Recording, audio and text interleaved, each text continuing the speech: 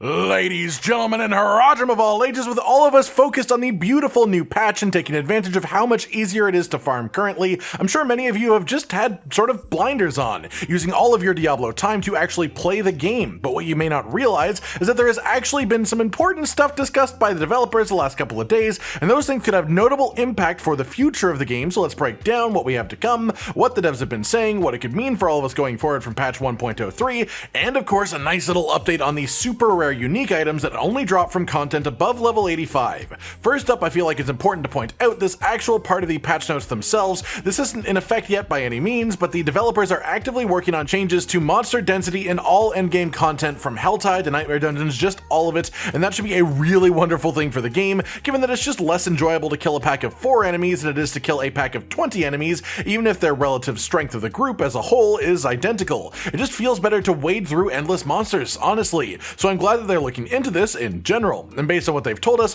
we can expect this to happen early on in Season 1. If we're lucky, it might even apply right at the start of Season 1, so it feels like a fresh experience right from the get-go. But we'll have to see when that actually happens on that front. As well, they have pointed out in the balancing section that they are specifically looking into minion-related changes for increasing their survivability. This goes not just for Necromancers, but also companions for Druids, so that'll be nice to see when that happens in the future.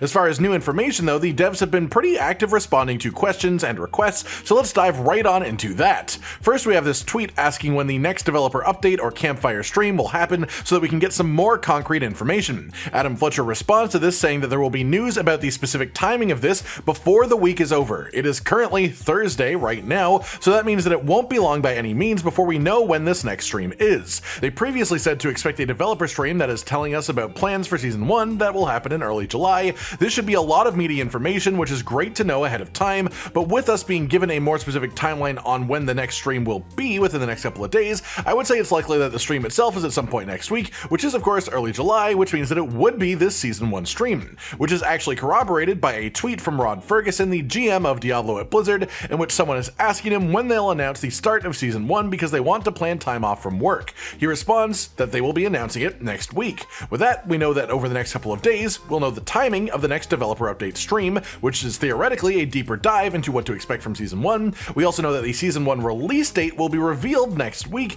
so that seems to line up quite specifically to say that there is a stream about Season 1 happening next week. It's only a matter of when specifically through the week, and of course, I'll update you all when we have an exact time and day. Past that, we have this very useful tweet from Joseph Pipiora, the Associate Game Director. Someone says usually in Diablo, the more difficult the content, the better the loot, which is a fact of course, and then asks if there are more ancestral drops over Sacred the higher tier that a Nightmare Dungeon is. He responds quite simply, yes. Of course, this is great to know as a fact. After all, anyone who has done loads of Nightmare Dungeons will feel like this is the case. It is definitely noticeable that you just get better loot the higher tier that you're doing, but that could have just been a coincidence, honestly. So now that we have full-on confirmation from a developer, that helps a lot. Put simply, as far as how this will actually affect your day-to-day grind, if you are looking for specific pieces of gear to put legendary aspects on, if you're looking for better pieces of gear at higher item power with better affixes and stats, you should probably focus on doing the highest tier Nightmare Dungeon that you can comfortably complete. It's not worth it if you are slowed down too much or if you're dying and possibly failing. You don't want to go to tiers that are that high, but higher tier Nightmare being worth more as far as gear is now a confirmed fact of the game.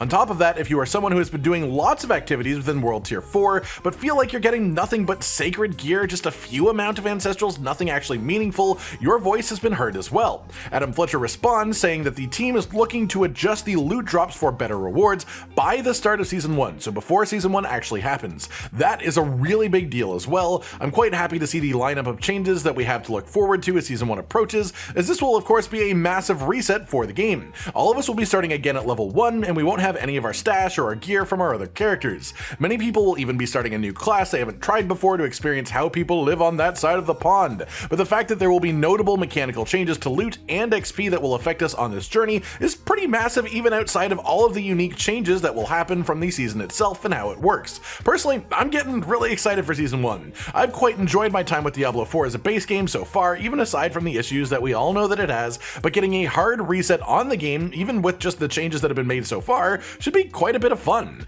Past this, just a bit of a funny interaction. One player was asking Joseph Pipiora if there was any way that the developers would work NFTs into Diablo 4 in the future, to which he very flatly replied, nope. Full stop. no chance. It won't ever happen, and I respect that so much. NFTs are really just a scummy practice just in general, and moving NFTs into gaming is genuinely just a ridiculous concept and a choice that some companies have actually gone through with, and I'm glad to see that the developer team for Diablo 4 is simply firmly against this ever happening with their game. Keep that shit out of here. Then one final bit of developer response, we have a player bringing up the issue with cosmetic transmog within the game. It is a cool system, of course, and there are actually a ton of really cool looking armor sets for most classes, even with base game armor, aside from Druid. I joke. Druid still has like 2 base game sets worth using, I guess. But there seems to be an issue where for some players, cosmetic transmog just straight up does nothing. It does not apply, which is of course exponentially worse when this also happens with cosmetics purchased through the shop. Imagine paying real life money to look a certain way because you thought it was worth your money,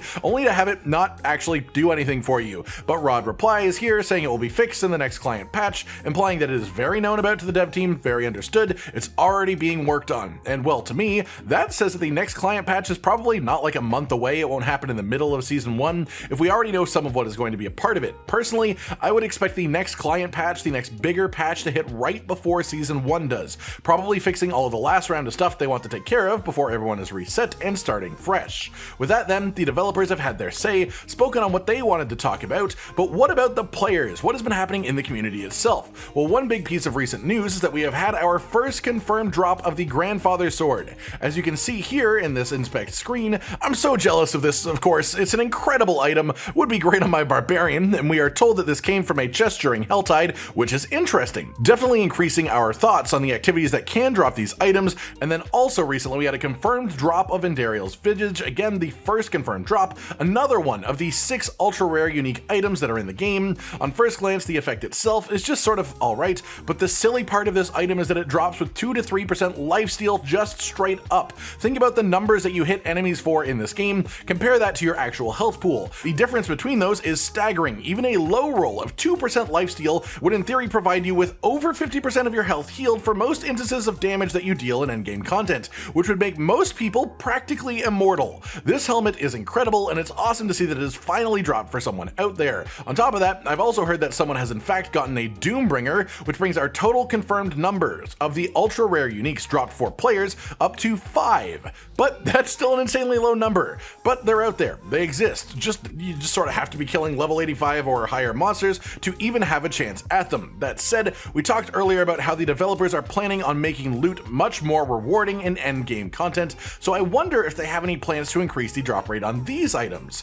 Obviously, it would be boring if everyone and their mother had a Shaco, it wouldn't be that special anymore, but I feel like given the amount of people playing the game currently, how insanely devoted the people are who have hit the higher levels, it feels really weird that we only have 5 confirmed drops of any of these 6 ultra rare uniques. Not 5 confirmed drops of each of them, 5 confirmed drops of any of them. Obviously, don't make the drop rate too high if they do change it, but it would be nice if everyone had at least one person that they knew, at least tangentially, who had one of the 6 items. That type of rarity, you know? Not making them so common that everyone has one, but making them common enough that they aren't like unbelievably rare. Like it's not like winning the lottery, because right now, it basically is like winning the lottery. That is just my own hopes though. Obviously, we have no indication that they are raising the drop rates on these specifically. And that's just about does it for today then, everyone. A roundup of what we have to expect for Diablo 4's future based on bonus notes from the patch, as well as the things that the developers have been telling us through social media, and then just an update on the status of the ultra rare unique items. We still have no confirmed drops of the Ring of Starless Skies